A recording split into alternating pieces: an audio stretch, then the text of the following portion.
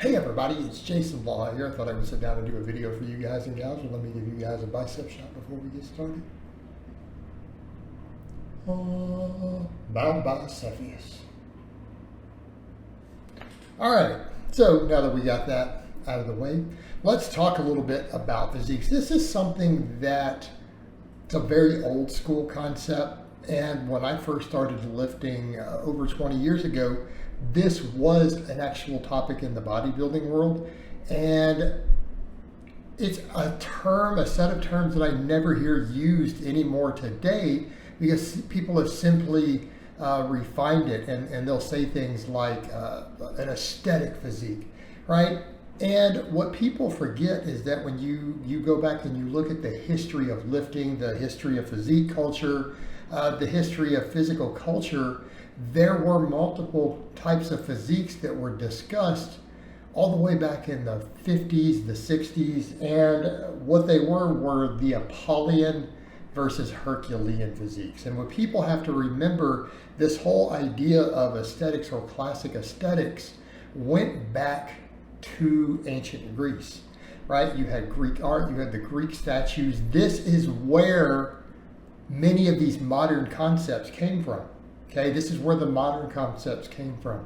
And so this is really kind of a little bit of video about history, and I'm going off memory because I haven't read any of this stuff in 20 years because it's fallen out. And in a way, I feel like maybe the lifting world lost something because now they just say, get aesthetic, or, get shredded as F-bra.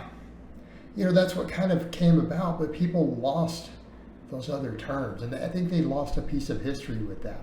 And so what was the difference? I mean, well, think about it. If you go back and look at some of the statues, you had statues of Hercules, okay? Statues of Hercules, big, muscular, thick across the board. You go back and look at statues of Apollo. These are your classic lines, your symmetry, your proportions. Stuff based upon the golden mean and all of that stuff, right? What about people? Well, if you go back and look at lifting history, we go back to like the era of the 60s, okay? And this will help people to understand the difference between these, right? Herculean would be Reg Park, right? Who played a great Hercules, by the way.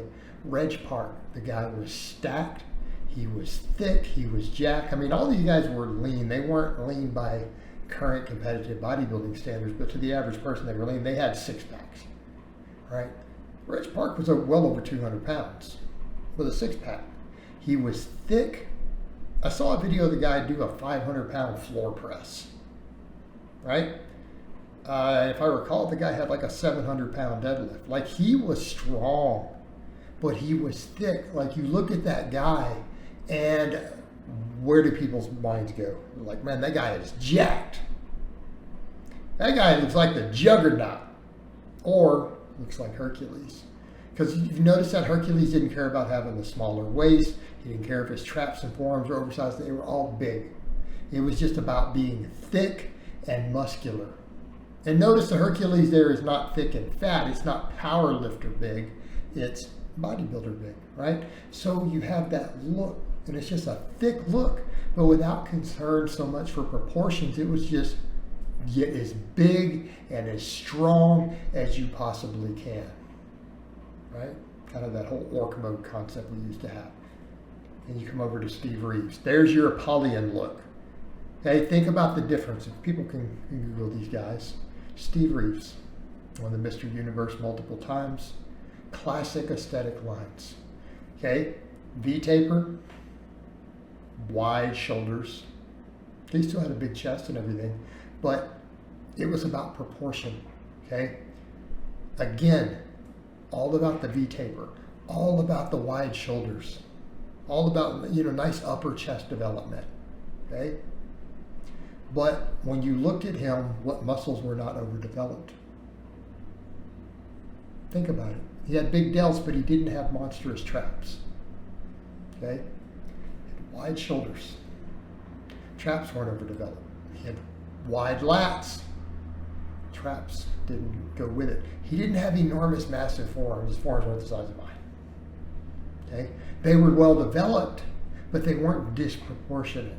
Okay, he had a lot of calf. He had plenty of quad, but he didn't have massive adductors, for example. Okay, so when you look at that, and he had a small waist. So he didn't overdevelop his obliques.